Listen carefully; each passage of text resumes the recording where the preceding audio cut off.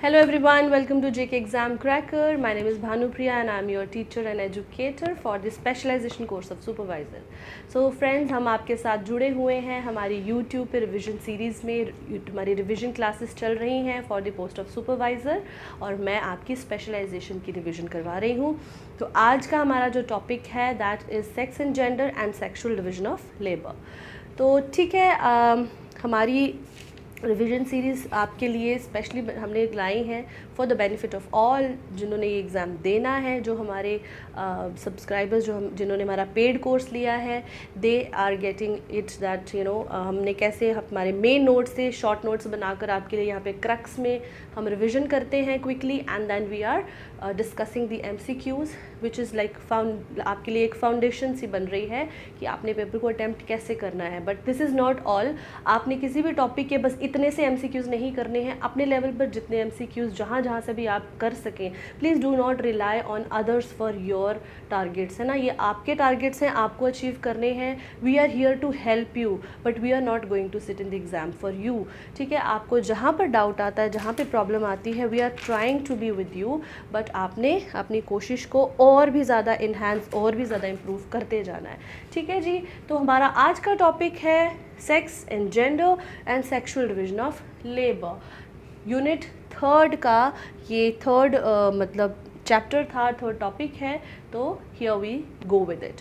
And once again एक announcement for all our new viewers. हमारे जो नए स्टूडेंट्स हमारे साथ जुड़ रहे हैं, JK एग्ज़ाम क्रैकर पर आपके लिए अभी भी कोर्सेज ओपन हैं. The complete courses are available, all the files are uploaded, all the videos are done, and at very discounted rates. You can still go and join the course and avail the benefits until it's too late. And also the mock test series is going on. तो mock test जो है हमारे, उनके questions जो है वो इन series से different होते हैं and you can get the benefit of more practicing. Fine. So sex and gender से शुरू करते हैं. सेक्स और gender, often these terms are used interchangeably. ठीक है, इन डिटेल हमने बहुत डिटेल में डेप्थ में इसके 2-3 क्लासेस में डिस्कस किया था सारे इश्यूज, बट यहाँ पर हम ब्रीफली लेते हैं. तो what is sex? It refers to the biological attributes. ठीक है, बायोलॉजिकल यानी कि फिजियोलॉजिकली ह्यूमंस को हम जब कहते हैं कि by looking at their physical characters, whether this is a male or a female or an intersex, तो it is based on their chromosomes, उनके hormones, उनकी reproductive anatomy, उनकी physical appearance से हम बताते हैं कि कौन किस particular sex को belong करता है. Whereas when we come to gender जो है, it is a social construct, it is a social and a cultural construct. Gender जो है, it refers to the roles, behaviors, activities या फिर ऐसे एट्रीब्यूट्स जो कि सोसाइटी समझती है कि ये औरत के हैं और ये मर्द के हैं, which are considered appropriate for man और वुमेन और नॉन बाइनरी. सो ये एक सोशल और कल्चरल कंस्ट्रक्ट है. ठीक है, ये बेसिक डिफरेंस हमें पता है. अब जेंडर रोल्स क्या होते हैं? जेंडर रोल्स वो होते हैं कि how society expects a man to behave and how it expects a woman to behave. ठीक है, कुछ ऐसे रोल्स हैं, कुछ ऐसे तरीके हैं. Right from the birth one is assigned a gender. एक इंसान को पैदा होते ही उसका जेंडर असाइन कर दिया जाता है. बायोलॉजिकली तो उसका सेक्स असाइंड होता ही है, but also gender is assigned, which means that what colour clothes a child is a baby is going to wear, what types of toys we are going to offer, what types of gifts, what types of हमने उसको upbring कैसे करना है, किस तरह की भाषा उसके साथ यूज़ करनी है, किस तरह के खेल वो खेलेगा, ये खेलेगी, किस तरह से वो बातचीत करेगा, बिहेव करेगा. तो ये सब कुछ बिल्कुल right from the birth all this begins. तो जेंडर रोल्स क्या होते हैं कि how society expects an individual to adopt its norms. ठीक है, कि किस तरह से हम अपनी लाइफ को कंडक्ट करें based upon our assigned sex. For example, लड़कियां या औरतें जो हैं, इनसे ये एक्सपेक्ट किया जाता है कि वो एक है ना, लड़कियों का ड्रेसअप अलग होता है. If a girl is not dressing up like a girl, तो उसको भी कंडेम हम कहीं ना कहीं क्रिटिसाइज़ करते हैं कि भाई it might in a long run change her orientation only. तो इन्हीं चीज़ों को हम स्टीरियोटाइप्स कहते हैं। ऐसा बिहेवियर एक्सपेक्टेशंस जो होती हैं वो हमारे जेंडर रोल्स को डिफ़ाइन करती हैं कि एक मेल को क्या करना चाहिए सोसाइटी में और एक फीमेल को क्या करना चाहिए। Fine. Now what is gender socialization?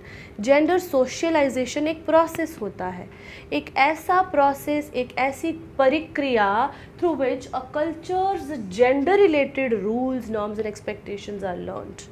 एक कल्चर के जेंडर के रिलेटेड जो भी रोल्स होते हैं, एक्सपेक्टेशंस होती हैं या कुछ रूल्स होते हैं वो सिखाए जाते हैं, उन्हें हम कहते हैं जेंडर सोशलाइजेशन। ये प्रोसेस जो है वो right from the very early age, बचपन से ही 2-3 साल की उम्र से शुरू होकर सारी ज़िंदगी चलता रहता है कि आप एक औरत हैं, एक लड़की हैं, आपको क्या क्या करना है, आप एक लड़के हैं, आपको क्या क्या करना है। Okay, now there are certain major differences between sex and gender. Sex refers to biological, physiological differences between man and a woman. For example, जब लड़के एक तो basic difference right at the birth होता है कि जेनिटेलिया में फ़र्क होता है। ओके, उसके बाद जब बड़े होते जाते हैं तो लड़कियों की बनावट है ना, शारीरिक उनके जो फीचर्स हैं वो डिफरेंट होते हैं, लड़कों के अलग होते हैं। ठीक है। Gender whereas refers to the social and cultural difference. Social और कल्चरल डिफरेंस क्या होता है? That is gender. Okay, sex has 2 main categories, male and female, whereas gender जो है वो मैस्कुलाइन एंड फेमिनाइन कैटेगरीज में डिवाइडेड है। Sex remains the same regardless of time and culture, whereas gender role जो है वो across time and across culture they में differ. For example, कुछ सोसाइटीज़ में females are considered to be dominant, they are expected not to behave like बड़ा ऐसे behave ना करें, रादर वो लीड रोल्स लें, कॉम्बैट रोल्स लें, है ना। तो वो according to the culture the gender roles may change, but the sex remains the same. Sex is created by the reproduction needs, that is biological features, and gender distinctions are created by social norms. ठीक है, ये कुछ main differences हैं which I am sure that all of you now are well versed with it. Next is sexual division of labor. Now what is division of labor? That हमारे society में या हमारे किसी भी जहाँ पर भी कोई काम होता है, काम के छोटे छोटे हिस्से होते हैं, उनको डिवाइड कर दिया होता है लोगों ने आपस में। हम अपने घर की बात कर लें तो बहुत सारे काम होते हैं, राइट। जब आप सुबह आँख खोलो तब से लेकर शाम तक कितने काम होते हैं, एंड दे आर डिवाइडेड कि भाई सफाई मैं करूँगा, भाई किचन को मैं देखूँगी, बाज़ार से सामान मैं लाऊँगा, अच्छा पैसे कमाने मैं जाऊँगा, कोई है ना। तो इस तरह से this is called as division of labour, that how a task is divided into different stages, different levels, as well as among different members of a group. तो उसे हम division of labor कहते हैं. Now what is sexual division of labor? That is dividing of the work on the gender norms. कि gender के basis पर जब काम डिवाइड होते हैं उन्हें हम सेक्शुअल डिवीजन ऑफ लेबर कहते हैं या जेंडर्ड डिवीजन ऑफ लेबर कहते हैं. तो what is sexual division of labour? It means the organization or allocation of work between men and women. That how society divides, work between men and women.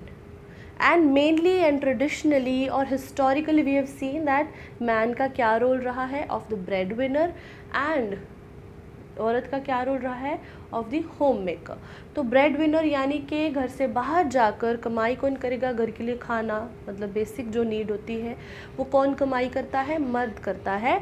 और घर औरत का क्या काम होता है कि हाउस होल्ड चोर्स करे, घर का ख्याल रखे.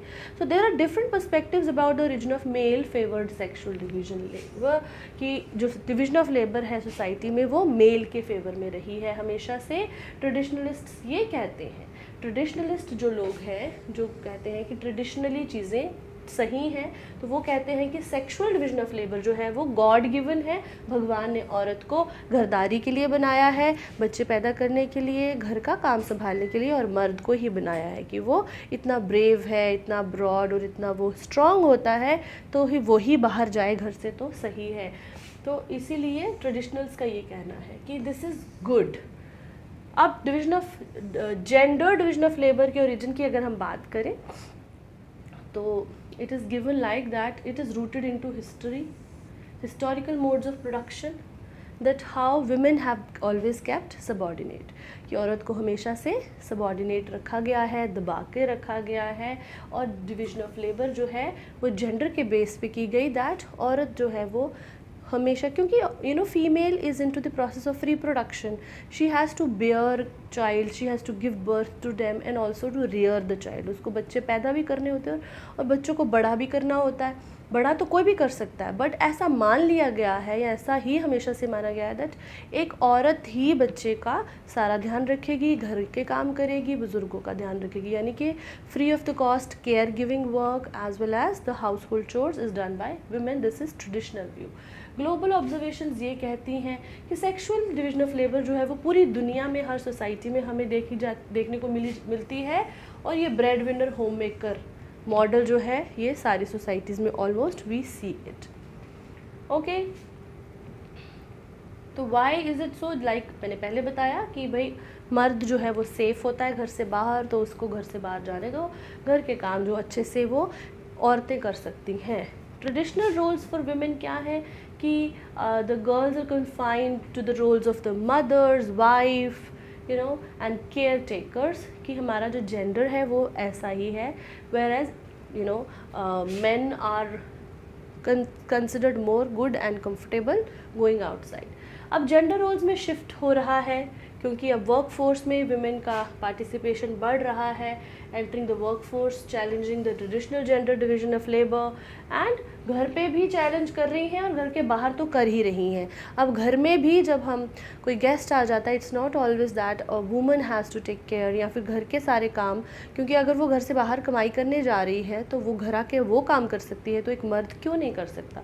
तो इस तरह के हमारे डायलेक्ट्स आ गए हैं। The men are taking on more child care responsibilities and women are entering into more non-traditional fields। अब हम stereotypes भी break हो रहे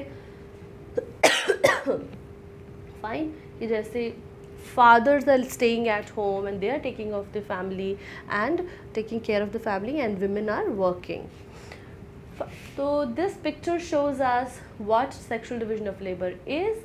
It is like how different activities and tasks for men and women are divided। अब divide किया है वो उसमें प्रॉब्लम नहीं होती। प्रॉब्लम क्या है, दैट जो औरत से जो काम होते हैं, जो औरतें करती हैं, उनको डी वैल्यू किया जाता है। Their tasks are undervalued and invisible. For example cooking, cleaning, ये सब चीज़ों को तो कुछ समझा ही नहीं जाता। एंड पब्लिक डोमेन जो है वो मेन के लिए है, and private domain is for women. Private in the sense कि घर का। तो differential access to and control over sources. तो इसका लॉन्ग टर्म नुकसान क्या हुआ है औरतों को, कि औरतों के हाथ में कोई रिसोर्स नहीं रह गया। She is totally dependent on the man and she is at his pity, और उसकी मर्सी पे वो जीती है। उसका अपना इकोनॉमिक रिसोर्स कुछ नहीं है, उसका अपना पब्लिक रिसोर्स कुछ नहीं रहा। तो that is why like money, land, technology, knowledge, time, space, ये सारी चीज़ें जिससे मर्द अपने आप को स्ट्रॉन्ग समझता है, ये सारी औरतों के हाथ में नहीं आई हैं। ओके, तो now let's go and discuss the MCQs। In many societies, which model has been a stable characteristic of the sexual division of labor? बहुत सारी सोसाइटीज़ में कौन सा मॉडल है, जस्ट अभी हमने रिवाइज किया। Bread winner home maker model, dual career model, equal distribution और सिंगल पेरेंट मॉडल। तो सेक्सुअल डिविजन ऑफ लेबर के लिए कौन सा है universal model? That is bread winner and home maker model, right? कि ब्रेड विनर एक मर्द होता है और होम मेकर एक औरत होती है। This is how the labour is divided. What is one consequence of gender norms positioning girls as caretakers? अब लड़कियों की जो पोजिशनिंग है सोसाइटी में, उनको समाज में केयर टेकर्स या केयर टेकिंग का काम जो है वो उनके सिर पर डाला गया है। तो इसका क्या रिजल्ट मिलता है? Increased educational opportunities for them, gender equality in household roles, gender inequality in household roles और equal distribution of unpaid work. तो जब हम कह रहे हैं that girls have been given the caretaker position, तो इससे उनकी एजुकेशन अपॉर्चुनिटीज़ लिमिट हो जाती हैं। घर के कामों में कोई जेंडर इक्वालिटी नहीं आती, ना ही अनपेड काम बराबरी से बटा हुआ है मर्दों और औरतों के बीच, बल्कि जेंडर इनइक्वालिटी है, ठीक है।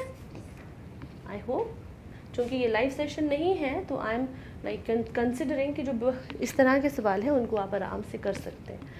Question 3 is, what is the primary factor considered while assigning tasks in the sexual division of labor? जब sexual division of labor में काम बंटे जाते हैं तो सबसे बेसिक किस फैक्टर को उसका बेस बनाया जाता है कि भाई तुम ये काम नहीं करोगी, ये तुमसे नहीं होगा. क्यों कहते हैं? बायोलॉजिकल डिफरेंसेस की वजह से, इकोनॉमिक स्टेटस की वजह से, जेंडर की वजह से, या फिर एजुकेशनल क्वालिफिकेशन की वजह से. It is because of the gender. अब जो लोग बायोलॉजिकल डिफरेंस सोच रहे थे, क्या बायोलॉजिकल डिफरेंसेस बेस है इसका? नहीं है इसका base, but it is the social construct, it is this construct. ठीक है, तो इस सोसाइटी में, कल्चर में ये कंस्ट्रक्ट्स बनाए जाते हैं तो उसी को कहा जाता है कि भाई because of this you can not do this. But however biologically तो women can do everything. 4.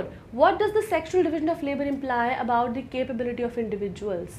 Individuals की capacity के बारे में sexual division of labor क्या कहती है? A. Capability is the primary consideration in task allocation. कि क्या कैपेबिलिटी को मद्देनज़र रखते हुए टास्क बांटे जाते हैं? तो फिर कुछ लड़कियां, कुछ बेटियां ज़्यादा काबिल होती हैं और उनको नहीं घर से बाहर कभी नौकरी करने या बहुत दूर नहीं भेजा जाता, बल्कि बेटा नालायक भी हो तो उसको पुश कर करके भेजा जाता है. कैपेबिलिटी के बेसिस पर होता है. Capability is irrelevant in task allocation. Capability is considered alongside gender in task, और capability is determined by gender. क्या किसी की कैपेसिटी, किसी की काबिलियत उसका जेंडर डिसाइड करता है? क्या कैपेसिटी या उसकी काबिलियत को भी माना जाता है? अगर माना जाता तो हमारी औरतें जो हमेशा से इतनी सदियों से गरीब हैं, गरीब in the sense no matter उनके पति कितने अमीर हैं, but they do not have anything of their own. तो दिस बिकॉज उनकी कैपेबिलिटी, जैसे अगर कोई लड़कियां पढ़ सकती थी, पढ़ना चाहती थी, उनको नहीं पढ़ने दिया जाता था क्योंकि capability is irrelevant in task allocation. Sexual division of labour जो है वो यही कहती है कि कैपेबिलिटी का कोई लेना देना नहीं है, आपका जेंडर जो है वो डिसाइड करता है कि आप क्या काम करेंगे, आपको कौन सा काम दिया जाएगा, है ना. Question 5. What do contemporary perspectives challenge regarding the sexual division of labor? अब जो कंटेम्प्रेरी होता है कि आज के दौर के जो पर्सपेक्टिव्स हैं, नज़रिए हैं, जो नए नज़रिए हैं, वो सेक्सुअल डिवीजन ऑफ लेबर में किस चीज़ को चैलेंज करते हैं? उसके हिस्टोरिकल ओरिजिन्स को, its association with biological differences, its impact on economic structures और its relevance in modern society. तो इस किस चीज़ को वो सबसे ज़्यादा चैलेंज करते हैं कि आप उसको बायोलॉजिकल डिफरेंसेस के साथ एसोशिएट ना करें. बायोलॉजिकली डिफरेंस होने से औरतें कहीं भी कम काबिल नहीं हो जाती. Question 6. What is the primary difference between sex and gender according to WHO? WHO world health organization के अकॉर्डिंगली क्या डिफरेंस है सेक्स और जेंडर के बीच में? Sex refers to biological characteristics while gender refers to psychological characteristics. नहीं, psychological तो नहीं होता है ना, ये गलत ऑप्शन है. Sex refers to social constructs while gender refers to biological constructs. Sex social थोड़ी ना होता है, सेक्स तो बायोलॉजिकल होता है. Sex refers to physiological characteristics while gender refers to social constructs, और sex refers to gender identity, ये भी गलत है. So C forms the correct answer. ठीक है, तो सेक्स क्या होता है? एक फिजियोलॉजिकल कैरेक्टरिस्टिक्स होते हैं, whereas जेंडर जो है वो सोशल कंस्ट्रक्ट होता है. Question 7. How is gender typically assigned in society? Society में जेंडर को कैसे मतलब असाइन किया जाता है किसी को? प्यूबर्टी पर पेरेंट्स देते हैं, बर्थ के टाइम पे ही डिसाइड हो जाता है, या ड्यूरिंग एडोलसेंस? तो it is at birth only, है ना. जन्म के समय ही पता चल जाता है, अच्छा ये लड़की है, दिमाग में माँ बाप कह देता है अच्छा एक दिन ये शादी करके चली जाएगी, अच्छा अब हम इसको ऐसे करेंगे वैसे करेंगे, राइट. लड़का है, और वाह सही है, हमारा वंशज आ गया. तो gender at birth. Now what term is used to describe those who are born with the sex characteristics of one sex but identify with the gender of the other?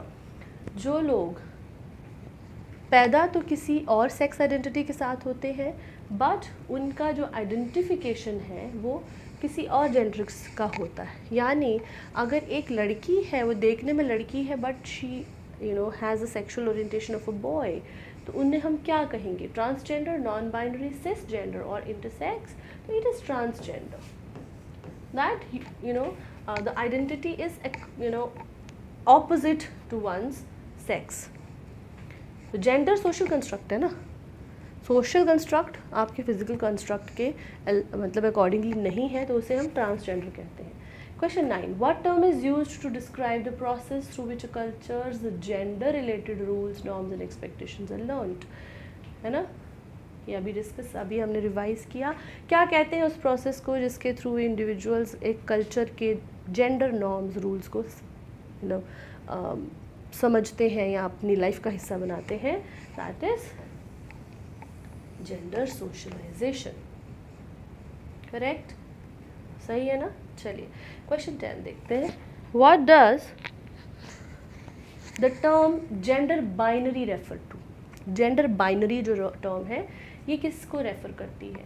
The believe that gender is a social construct, the division of gender into two categories, male and female, the recognition of multiple gender identities, multiple नहीं है ना, binary is always two by, the rejection of traditional, ये तो बिल्कुल irrelevant है। तो division of gender into two categories, male and female, इसको कहते हैं हम gender binary. Question 11, in which regions are non-binary genders such as hijras in South Asia commonly recognized? तो इसका तो आंसर क्वेश्चन में ही है, you don't need to think about, ठीक है? तो साउथ एशिया में ट्रांसजेंडर्स को एज हिजरास, साउथ एशिया ये हमारा इंडिया, पाकिस्तान, ये सारा रीजन आ गया ना। Okay 12, what are gender roles in society primarily based upon? Gender roles जो होते हैं सोसाइटी में वो प्राइमरली किस चीज़ पर बेस्ड होते हैं? जेनेटिक इनहेरिटेंस, जीन्स पर, इंडिविजुअल की चॉइस पर, असाइंड सेक्स एट बर्थ, या सोसाइटल एक्सपेक्टेशंस? जेंडर रोल्स हमारे सोसाइटी की एक्सपेक्टेशंस पर डिपेंड करते हैं, है ना? क्वेश्चन नंबर 13 क्या बोलते हैं? A society's concept of how men and women should behave is called. समाज की ये एक्सपेक्टेशन कि मैन और वुमेन को कैसे बिहेव करना चाहिए उसे हम क्या कहते हैं? Gender identity, gender inequality, gender role और gender equality. It is gender role भाई, सीधी सीधी बात। कैसे आपको बिहेव करना है, आपका क्या काम है, उसे हम जेंडर रोल कहते हैं।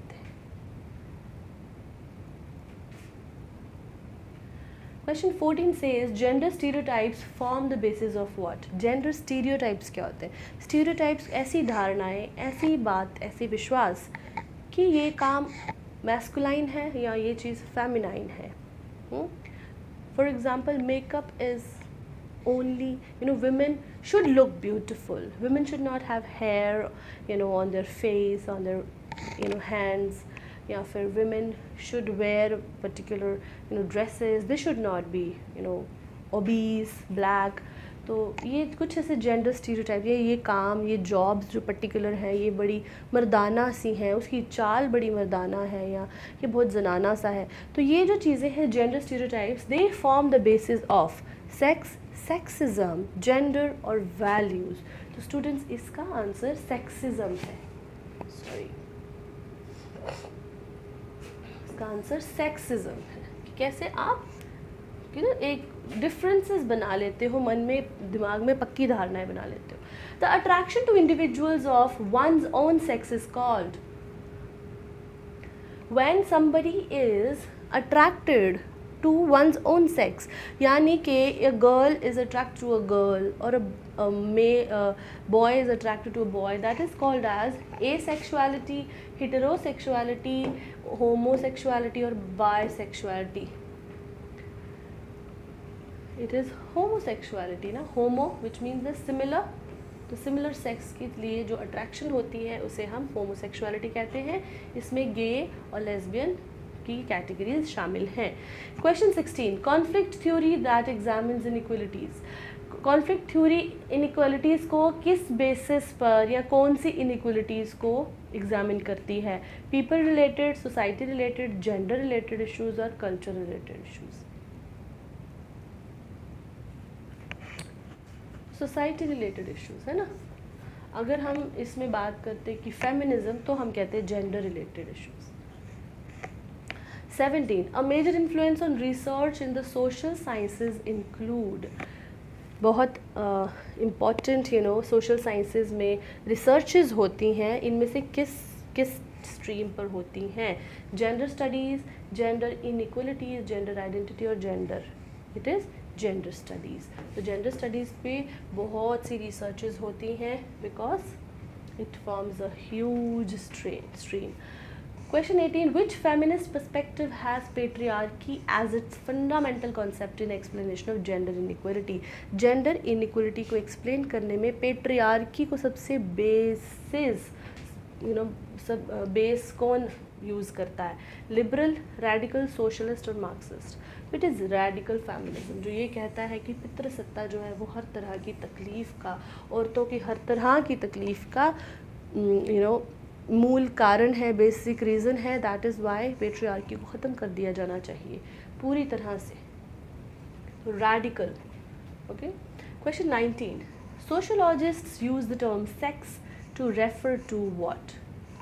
Anatomical and physiological differences, erotic and physical practices, psychological and social difference, or emotional and cultural practices. And we said that sex is biological, it cannot be emotional or cultural. Psychological भी नहीं है, it is not practices, it is कि देखने में या physiologically what are the differences. Anatomy is outside the external features and physiology कि उसका chemical, जैसे हम hormones या genes की बात करते हैं. Okay, question 20 is the last question of the series. According to Talcott Parsons functionalist approach, जो sexual division of labor होती है family में, should ensure that women occupies which role? Talcott Parsons ने कहा था कि family में male या men के कुछ role होते हैं और women के कुछ role होते हैं. तो for those who know this functionalist perspective, instrumental, expressive, practical और एरोटिक, तो विमेन का उन्होंने कहा था कि एक्सप्रेसिव रोल होता है, यानी इमोशंस, केयर, प्यार, ये औरत के हिस्से आता है.